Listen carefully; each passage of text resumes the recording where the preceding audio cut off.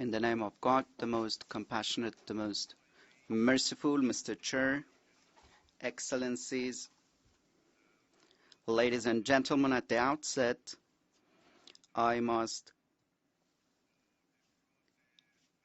express deep regret over the heart-rending incident that occurred in Mecca on Wednesday for thousands of Muslims, including Iranians.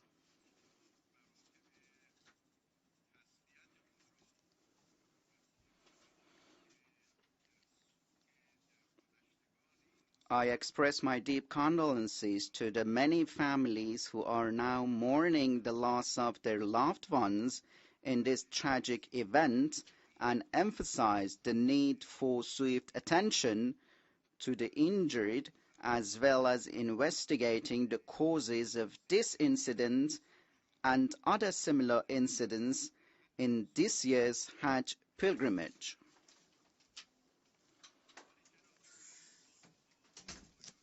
Excellencies, ladies and gentlemen, environmental problems have taught us humans living on planet Earth that we are all in the same boat. What others do also impacts our destiny.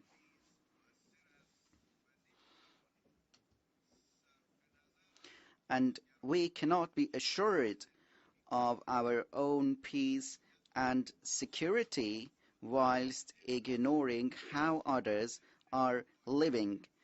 In fact, without extensive cooperation at the national, regional, and international levels, achieving the Sustainable Development Goals would be very difficult.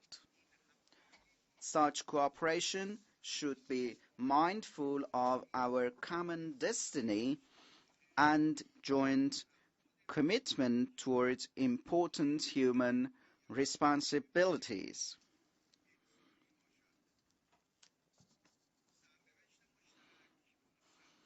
A common destiny requires a common goal, but this does not mean that the responsibilities of all are the same and equal. In fact, it would be impossible to achieve the post-2015 Sustainable Development Goals without considering the responsibilities of states and their share in creating the current environmental status quo, and would result in fruitless argument.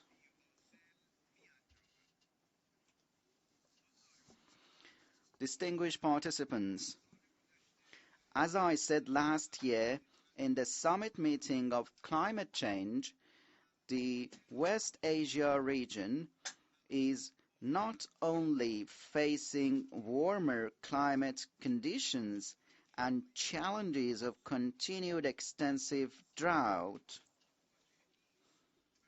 but it is also grappling with the scourge of terrorism and extremist violence. In other words, violence against man and nature are the dual calamities befallen the West Asia region.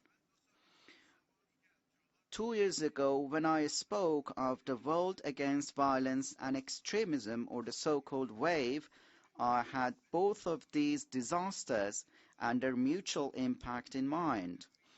Terrorists, in fact, tend to grow and thrive in lands that are deprived and damaged by environmental disasters and easily pour across borders like haze.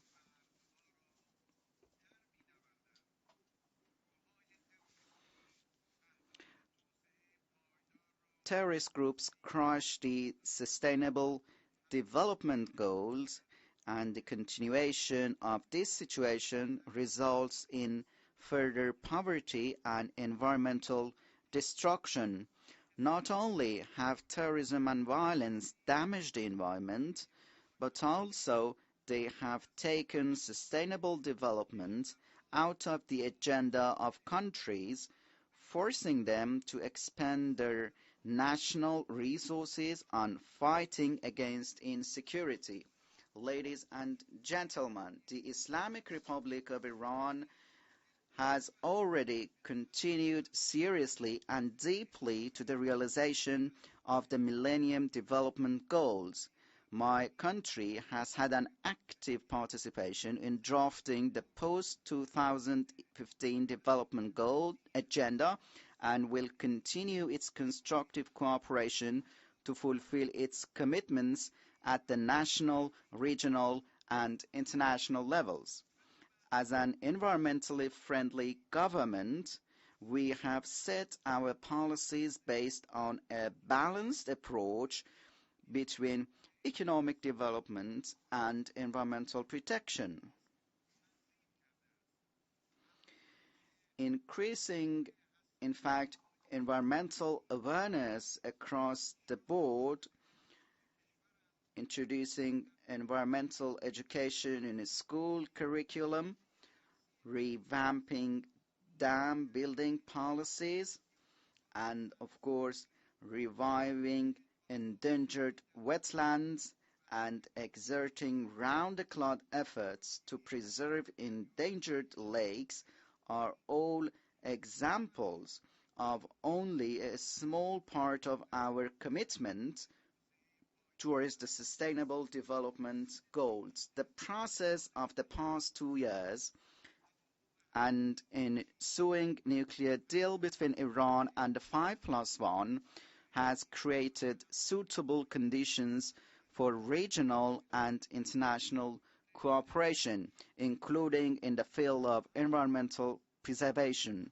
We are eager to cooperate with our neighbors to promote regional sustainable development through active environmental diplomacy, constructive relations with other countries, transfer of technology and knowledge, and participation in joint scientific activities in order to fulfill our share in building a more sustainable world immune from environmental threats. I thank you for your attention.